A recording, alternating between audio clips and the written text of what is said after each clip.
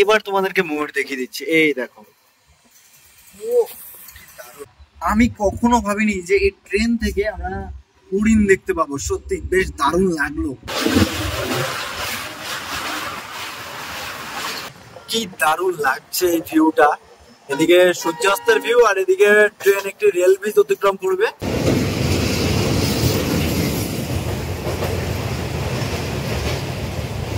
দেখো এই ভিস্তাডোমে এখন কেন জার্নি করছি না, এই একটাই কারণ, লোকোমোটিভটা সামনে এবং তার পেছনে কিন্তু এই ভিস্তাডোম। আর এই হচ্ছে আমাদের এই ট্রেনের জেনারেল ক্লাস।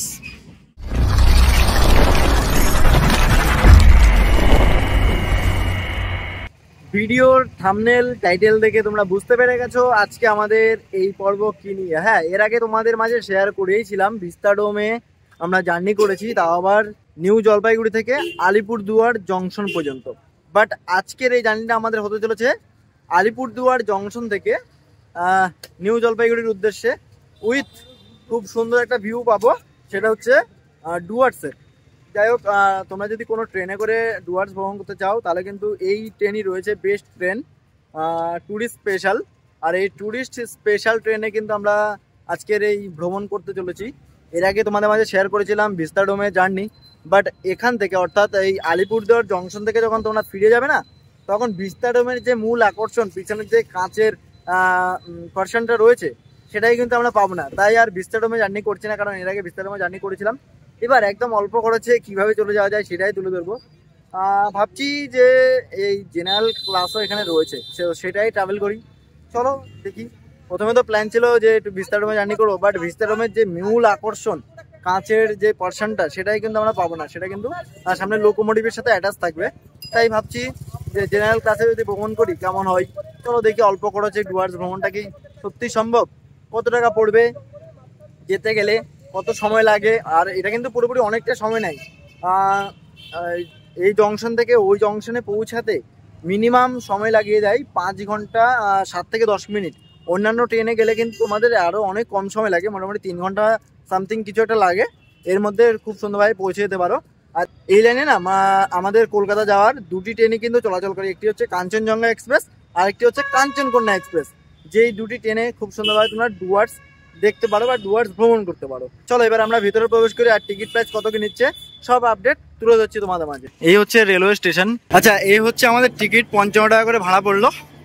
আর এই যে WAP 4B, এই লোকোমোটিভ কিন্তু আমাদেরকে নিয়ে যাবে উইথ ভিস্তাডোমকে নিয়ে। দেখো এই ভিস্তাডোমে এখন কেন জার্নি করছি না, এই একটাই কারণ, লোকোমোটিভটা সামনে এবং তার পেছনে কিন্তু এই ভিস্তাডোম, মানে যে কাঁচের পার্সনটা, সেটা কিন্তু আমরা পাবো না, যার কারণে এখন জেনারেলে আমরা ট্রাভেল করব।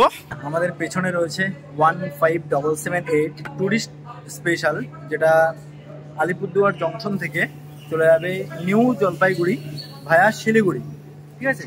আর আমরা কিন্তু যে রুটটা ধরে যাব সেটা কিন্তু হচ্ছে হাসিমারা বা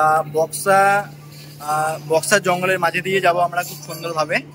আর তোমাদেরকে একটা ছোট্ট আপডেট দিয়ে দিই, সেটা হচ্ছে এই যে আমাদের ট্রেন বা এই যে আলিপুরদুয়ার জংশন, এই আলিপুরে কিন্তু বেশ কয়েকটি স্টেশন রয়েছে। একটা হচ্ছে নিউ আলিপুর, যাতে তোমাদের কনফিউজ না হয়, এটা হচ্ছে নিউ আলিপুর স্টেশন, ওটা কিন্তু অনলি স্টেশন নট জংশন। আর এটা হচ্ছে আলিপুরদুয়ার জংশন, এটা কিন্তু জংশন, ঠিক আছে। এছাড়াও কিন্তু রয়েছে আলিপুরদুয়ার কোর্ট, আরও একটি রয়েছে আলিপুরদুয়ার কলেজ রেলওয়ে স্টেশন মনে হচ্ছে। যাই হোক, তবে যে কোনো ট্রেন অর্থাৎ এই লাইন হাসিমারা লাইন, সেটা হচ্ছে আলিপুরদুয়ার জংশন থেকে ছাড়বে। আর নিউ আলিপুরদুয়ার যেটা, সেখান থেকে কিন্তু আসামের যে লাইনটা চলে গেছে গুয়াহাটির লাইন, ওটা ছিল মেন লাইন, ঠিক আছে। আর এটা হচ্ছে এদিকের লাইন।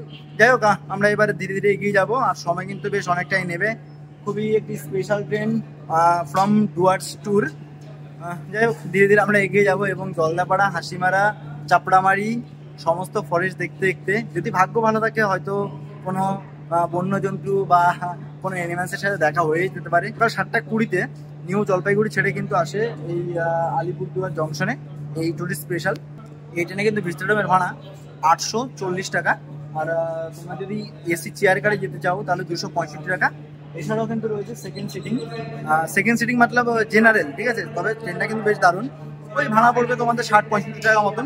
আর এই ট্রেনে কোচ যদি বলি, সামনে রয়েছে ভিস্তাডোম, তারপরে এসি চেয়ার কার রয়েছে, তারপর পরপর দুটি জেনারেল, আর পেছনে রয়েছে এসএলআর। ব্যাস এই কয়েকটি কোচ নিয়ে আমাদের এই ট্যুরিস্ট স্পেশাল ট্রেনটি। আর 2 নম্বর প্ল্যাটফর্ম থেকে আমাদের এই ট্রেন ছাড়বে নিউ আলিপুরদুয়ারকে জংশন বলার কারণ এখান থেকে সোজা একটি লাইন চলে গেছে, সেটা চলে গেছে কোচবিহার। আর একটি লাইন কিন্তু আসামের দিকে চলে গেছে, এর কারণে কিন্তু এই আলিপুরদুয়ারকে জংশন বলা হয়। সময় আপডেট পুরোপুরি 2টো, আর আমরাও বেরিয়ে পড়লাম আলিপুরদুয়ার জংশন থেকে। অলরেডি গাড়ির সিগন্যাল হয়ে গেছে। টাটা। আর এই হচ্ছে আমাদের এই ট্রেনের জেনারেল ক্লাস। ফাইনালি আমরা প্রবেশ করলাম বক্সার জঙ্গলে। আর এই বক্সার জঙ্গল কিন্তু 760 বর্গ কিলোমিটার জায়গা জুড়ে বিস্তৃত। যেহেতু এটি ট্যুরিস্ট স্পেশাল, মানে ট্যুরিস্টদের কথা মাথায় রেখে এই ট্রেনটি, তাই এই ট্রেনটি কিন্তু ঠিক এই রকম গতি মেনটেন করেই ধীরে ধীরে এগিয়ে যাবে এবং তোমাদেরকে এই বক্সার জঙ্গল ঘুরিয়ে দেখাবে। এই দেখো কি সুন্দর মানকি দেখতে পাচ্ছি আমরা, হনুমানগুলো। আর সামনেও কিন্তু অনেক হনুমান রয়েছে, যার জন্য ধীরে ধীরে চলছে আমাদের এই ট্রেন। লোকোমোটিভ যখন ধোঁয়া উড়িয়ে যায় তখন একটা আলাদাই লাগে, আলাদাই ট্রেন জার্নির যে আলাদা সৌন্দর্য সেটাই তোমরা পাবে এই ভ্রমণে। আলাদা লেভেলেরই লাগছে, যেভাবে হর্ন বাজিয়ে যাচ্ছে, হয়তো সামনে একটা কিছু রয়েছে যার জন্য গাড়িটা দাঁড় করিয়ে দিল। আলাদা লেভেলের এই যে লোকোমোটিভের সাউন্ড, সামনে কিছু একটা আছে, ভীষণ পরিমাণে হর্ন বাজাচ্ছে। ডিজেল লোকোমোটিভের যে সাউন্ডটা বেশ দারুণ। আর আমাদের এই জার্নিটা টোটাল আমাদের এই ট্রেন 9টি হল্ট রয়েছে। ট্রেনের ম্যাক্সিমাম স্পিড রয়েছে 100 কিলোমিটার প্রতি ঘন্টায় এবং এভারেজ স্পিড 33 কিলোমিটার। আমাদের প্রথম স্টপেজ হচ্ছে রাজা ভাতখাওয়া, যেখানে আমাদের এই ট্রেনের 10 মিনিটের হল্ট রয়েছে। আর সত্যি কথা বলতে পুরো জার্নি না করার একটা কারণ রয়েছে, সেটা হচ্ছে আমরা যেই টাইমে নিউমাল বা চালসা পৌঁছাবো অলমোস্ট সন্ধে হয়ে যাবে। তাই নিউ জলপাইগুড়ি অবধি পৌঁছে তোমাদেরকে কিছু দেখাতে পারবো না, তাই পুরো জার্নিটা করবো না, আমরা চালসাতেই নেমে যাব।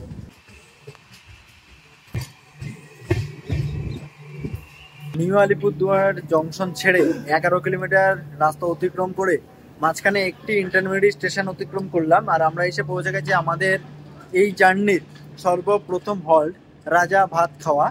এখানে আমাদের এই ট্রেনের 10 মিনিটের হল্ট রয়েছে। ট্রেন রাইট টাইমে রয়েছে, ট্যুরিস্ট স্পেশাল ট্রেন, খুবই ধীরে ধীরে চলছে। আর সময় অলমোস্ট নিয়ে নিল 20 মিনিট। হ্যাঁ, জঙ্গলে মাঝে দিয়ে যাচ্ছি, ট্রেনের স্পিড অবশ্যই কম থাকবে যাতে আমরা প্রাকৃতিক যে সৌন্দর্য সেটা উপভোগ করতে পারি।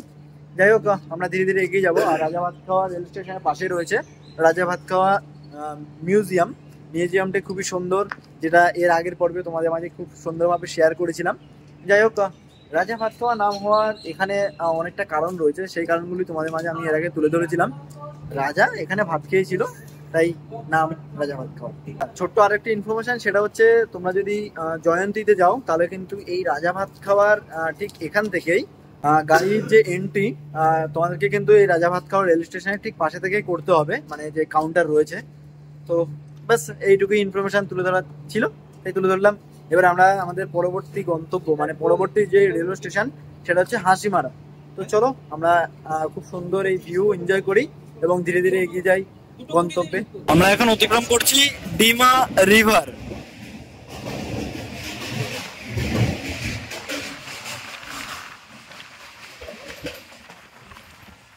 কি দারুণ সুন্দর প্রাকৃতিক সৌন্দর্য, ওদিকে ভুটানের পাহাড়, এদিকে চায়ের ক্ষেত বা চায়ের বাগান, জাস্ট ফাটাফাটি।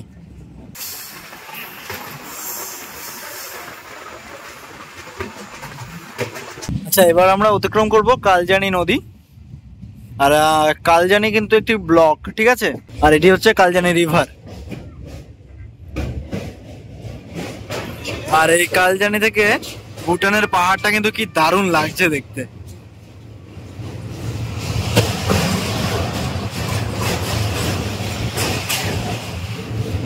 জাস্ট ফাটাফাটি। এটা হচ্ছে রাজ্য সড়ক 12।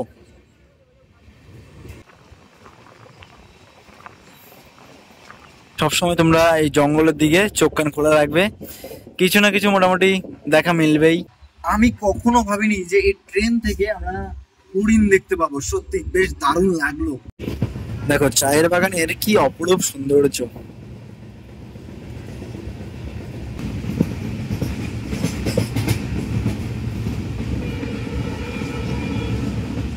800 থেকে 850 টাকা খরচ না করে মাত্র 60 টাকার বিনিময়ে তোমরা কিন্তু খুব সুন্দরভাবে এই টুরিস্ট স্পেশাল ট্রেনে জেনারেল ক্লাসে করে ভ্রমণ করতেই পারো। এই জেনারেল ক্লাস থেকেও কিন্তু তোমরা বাইরের যা ভিউ পাবে একদমই দারুণ, কোনো মতে ভিস্তাডোমের থেকে কম নয়।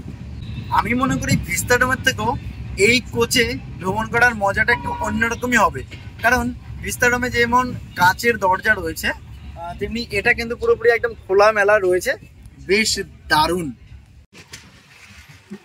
হাসিমারা, ফাইনালি আমরা পৌঁছে গেছি হাসিমারা রেলওয়ে স্টেশন। এই হাসিমারাতে আমাদের এই ট্রেনের 20 মিনিটে হল্ট রয়েছে। হাসিমারা থেকে তোমরা চাইলে খুব সুন্দরভাবে ভুটান চলে যেতে পারো, আর ভুটান যাওয়ার অটো কিন্তু দাঁড়িয়ে থাকে হাসিমারা রেল স্টেশনের 2 নম্বর প্ল্যাটফর্মের একদমই সামনের পজিশনে, এদিকে। আর এই যে আমাদের ট্রেন প্রবেশ করলো হাসিমারা রেল স্টেশন। আর এটা কিন্তু সম্পূর্ণ সিঙ্গেল লাইন, এতদিন পর্যন্ত এটা ডিজেল লোকোমোটিভের লাইন ছিল, বাট এখন এটি ইলেকট্রিক লাইনে কনভার্ট হয়েছে। আমরা অতিক্রম করছি তোরসা নদী। এই তোরসা নদীর উৎপত্তি কিন্তু হচ্ছে চীনের চুম্বি উপত্যকা থেকে। টোটাল 320 কিলোমিটার দীর্ঘ এই নদীটি বাংলাদেশে গিয়ে মিলিত হয়েছে এই তোরসা নদী। আর ওদিকে দেখা যাচ্ছে ভুটানের পাহাড়। এই যে জঙ্গল অলরেডি শুরু হয়ে গেছে, আর এটাই হচ্ছে জলদাপাড়া জাতীয় উদ্যান বা জলদাপাড়া ন্যাশনাল পার্ক। এখানে কিন্তু এক শৃঙ্গ গন্ডার বিখ্যাত, সেটা হচ্ছে কাজিরাঙ্গার পরে, ঠিক আছে। আমাদের কলকাতা থেকে ডুয়ার্স ভ্রমণের সেরা ট্রেন হচ্ছে কাঞ্চনকন্যা এক্সপ্রেস। আপনি যদি ট্রেনের টিকিট না পেয়ে থাকেন তাহলে কিন্তু এই ট্যুরিস্ট স্পেশাল ট্রেনটি বেস্ট ট্রেন ডুয়ার্স ভ্রমণের জন্য। সবসময় কিন্তু ট্রেনের টিকিট পাবেন, এছাড়াও এই যে জেনারেলে খুব সুন্দরভাবে ভ্রমণ করতে পারবেন। আমরা ফাইনালি এসে পৌঁছে গেছি মাদারিহাট। আমরা টোটাল অতিক্রম করলাম আলিপুরদুয়ার থেকে 45 কিলোমিটার রাস্তা।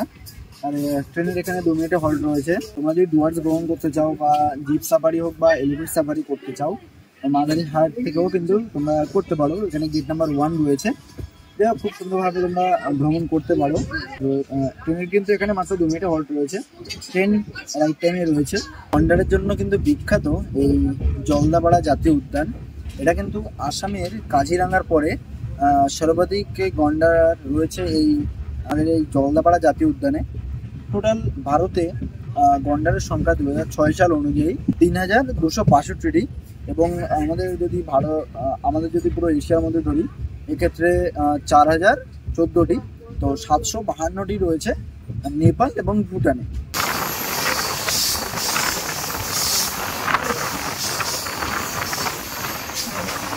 আমরা এখন অতিক্রম করব ডাইনা রেল ব্রিজ, আর এই দূরে ভুটান পাহাড়। আর এই ডুয়ার্স পুরো এলাকাটা না নদীমাতৃক ভূমি আর কি।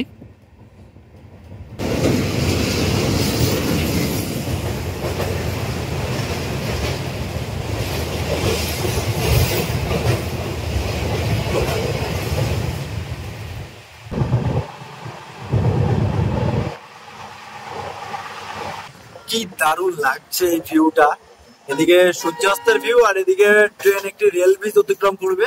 আর এই নদীর নাম হচ্ছে জলঢাকা নদী, যার উৎপত্তি হয়েছে তিব্বত থেকে। টোটাল দৈর্ঘ্য হলো 199 কিলোমিটার।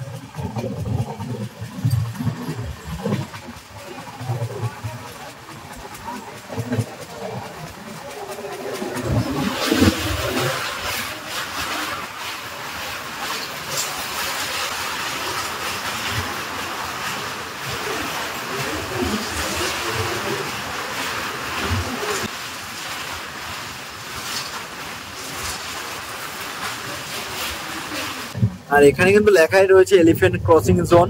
ফাইনালি আমরা চাপড়ামারি ফরেস্টে এন্ট্রি করলাম, আর এটা হচ্ছে এলিফ্যান্ট ক্রসিং জোন। যে কোনো সময় হাতি আসতেই পারে। এখন থেকে আমাদের এই ট্রেনের গতিবেগ আবার কমে যাবে, আর চারিদিকে যে কোনো ওয়াইল্ড লাইফের সাথে আমরা দেখা পেয়েই যেতে পারি। এইবার তোমাদেরকে মুভমেন্ট দেখিয়ে দিচ্ছি, এই দেখো।